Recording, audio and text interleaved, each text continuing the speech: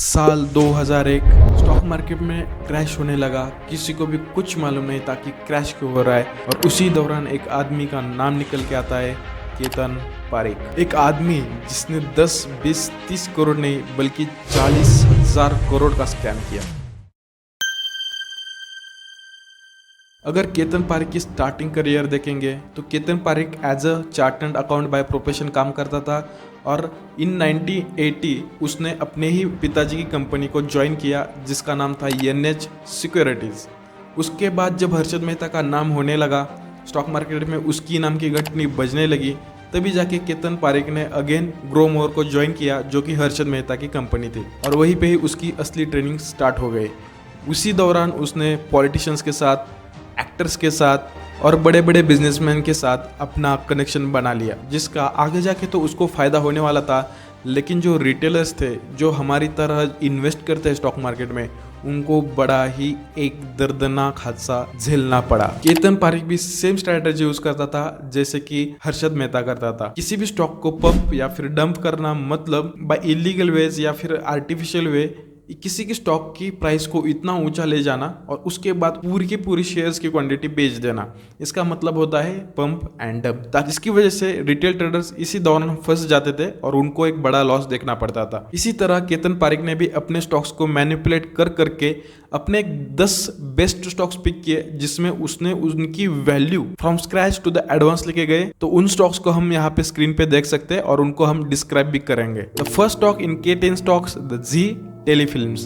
तो इस स्टॉक की प्राइस 127 रुपीज से 10,000 तक उसने बढ़ाई थी। Again second stock tips films. इस स्टॉक की भी कीमत 18 रुपए से 700 रुपए तक उसने बढ़ाई थी। अगेन एप्टेक इन्फोसिस, उसकी स्टॉक की प्राइस उसने 17 रुपीज से 4,000 रुपीज तक बढ़ाई थी। अगेन मुक्ता आर्ट्स का स्टॉक 5 रुपीज से 200 रुपीज तक बढ़ाया था। जस्ट इमेजिन दोस्तों, परसेंटेज ऑफ रिटर्न इसमें कितना ज्यादा है।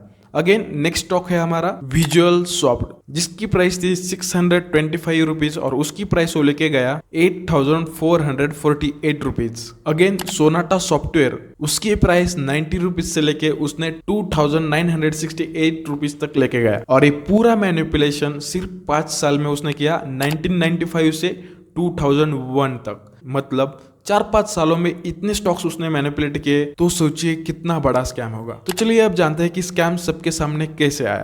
तारीख थी 1 मार्च 2001, जिस दिन बजट डे था और इसी दिन सेंसेक्स 176 पॉइंट से नीचे गिरा, जिसकी वजह से एनडीए ने एक कमेटी बिठाई कि एक क्रैश क्यों हो गया। और साथ ही साथ बैंक ऑफ इंडिया से जो PR आया था केतन पारेख का नाम का, उसको RBI ने रिजेक्ट कर दिया और उस पर भी उनको डाउट हुआ।